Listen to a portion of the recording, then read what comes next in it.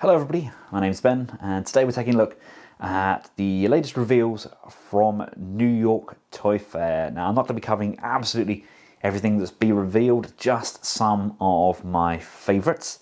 And there was a heck of a lot of amazing stuff shown. It's going to be a very expensive year for toy collectors, but my goodness me, there was some absolutely incredible things revealed. Now, we did get a few leaks prior to the Comic-Con, so I'm not going to include all of the leaks, but I'm mainly looking at what was shown by Hasbro last night, which I believe was 6:30 Greenwich Mean Time. I think that was 1:30, I think, stateside.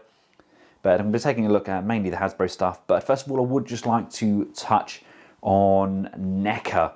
Before I show some of my favourite pieces that NECA showcased, I would just like to say I looked at all of the things that NECA had coming out and I was absolutely blown away. I thought, okay, NECA have this in the bag. They've got some incredible reveals. I personally don't know how Hasbro can beat them. Did they? Let's take a look. Straight out of the bat, NECA hit us up with some Defenders of the Earth. We had some nice horror movie characters, some Gremlins as well. Again, we had some Halloween figures. We had They Live. Then we got the Turtles line. The movie and the cartoon line were exceptionally well done. The Marvel Legends kicked off with the likes of the Venomized characters. Really looking forward to all of those. We had the Target exclusive Red Hulk. We had the fan favorite vote. And then we had the Avengers from the game. We had a great looking leader with Abomination as the builder figure. We had the X-Men Age of Apocalypse line with the gorgeous Sugar Man Bath, not to be confused with Sugar Daddy. We had Hawkeye in his Old Man appearance, as well as Old Man Logan. We get a Nimrod with an alternative head. We get a new version of Rogue, and we get that vintage Storm to finish off our vintage wave. We get a Punisher on his bike, as well as our already showcased Strong Guy wave. Black Tom makes an appearance, along with Maverick. And we get the Age of Apocalypse. We get some movie figures. Cannot believe we're seeing vintage movie as well as Deadpool movie figures. That Cable looks so good.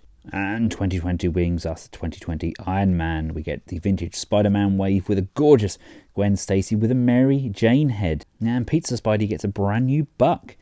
Transformers next. There was a lot of Transformers. We got a first look at Scorponok and RC. And then we get the rest of the lineup. Some nice Horrorcons of Snapdragon. We get the Siege repaints and remolds. Especially like the look of Chromia. She looks nice, doesn't she? And so does Hound. He doesn't look too bad at all. Look at Mirage disguised as Decepticon. And we get an in-package image of Hotlink there. We get the Bumblebee series RC and Grimlock. We also get a look at Hot Rod. Hot Rod does look nice, doesn't he? And then we get a look at some of the studio series. Look at Topspin there, looking good. We actually get a couple of different Constructicons as well as Sentinel Prime. We can then make our Devastator with Yellowfoot. Cliff Jumper looks absolutely sensational, as does Starscream, my two favourites so far. And there's our final studio series member.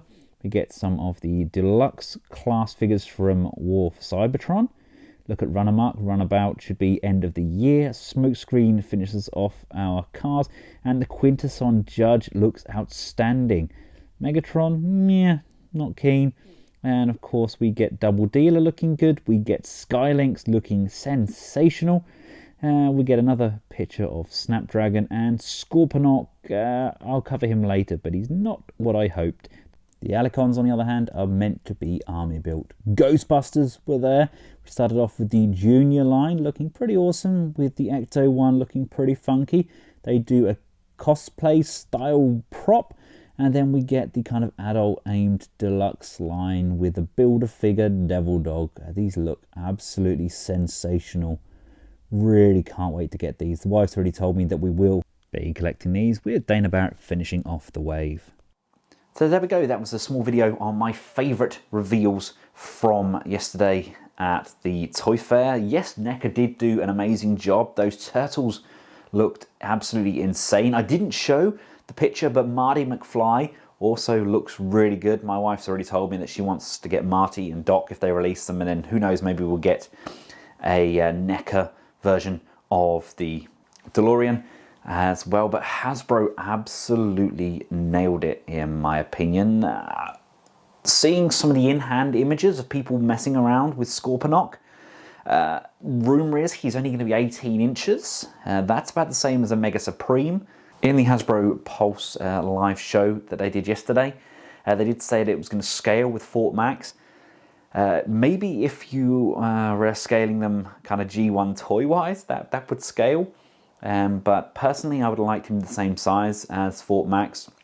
I mean, I may be reading this completely wrong. The images that we've seen in the video, the guy handling Scorponok, maybe he's got extremely small hands, but just comparing it to somebody like Emgo's review, these two do look very, very similar in stature, which would be a slightly missed opportunity in my opinion. I know that they're trying to get the costs down and they've got a lot of engineering gone into Scorponok, but to make him what would in essence be a good Head and Shoulders smaller than Fort Max, I'm not sure that was the right decision. Honourable mention to things like Star Wars, some amazing Star Wars figures coming out. I didn't cover those in this video because I'm not a huge fan of the toy line itself, but we are getting things like a new Slave One, we're getting a Black Series scale Snowspeeder as well, we're getting a new Bespin Luke, we're getting the retro vintage Wave, we're getting all sorts of really amazing things. Again, I didn't cover the Ghostbusters retro Wave, basically based on all of those 80s Ghostbuster figures that we had. We're getting a whole wave of those, including the likes of Slimer and Marshmallow Man. Again, those are a must. My wife is a huge fan of two things. It's Back to the Future and Ghostbusters, so she doesn't collect anything really. So I'm fully supportive of the Ghostbusters and Back to the Future. The normal Ghostbusters 6-inch line, the G.I. Joes that we're getting, all of those Marvel Legends, including the X-Men Movieverse figures. That's something I didn't think we would ever see, but we are. There's some incredible pieces coming. Hasbro did tease that they're working with HasLab on something for Marvel Legends as well. They've done like a scan of Jubilee, suggesting that it's a Sentinel. Now, we already have Sentinels from Hasbro, so I would assume that it's going to be Master Mold. And people are saying Master Mold's going to be massive. Yes, he would be massive. But then again, so was Unicron, which was HasLab, and so was the Barge as well, which was HasLab. So that would be really good. G.I. Joe, we see the characters taken more or less directly from that poster. There was also vehicles on the bottom of the poster. So I'd like to think that maybe we're going to get some G.I. Joe vehicles in the future as well. But it is an exciting time to be a toy fan. Toy Fair seems to have really ticked a lot of boxes for me. And I honestly cannot wait to see what gets revealed later on in the year at the likes of San Diego Comic-Con. Anyway, until next time, thank you all for taking the time out of your busy days to watch this content. If you liked what you've seen, hit that thumbs up button. Feel free to subscribe, hit the notification bell, and until next time, from myself and the rest of the Collectables household, goodbye.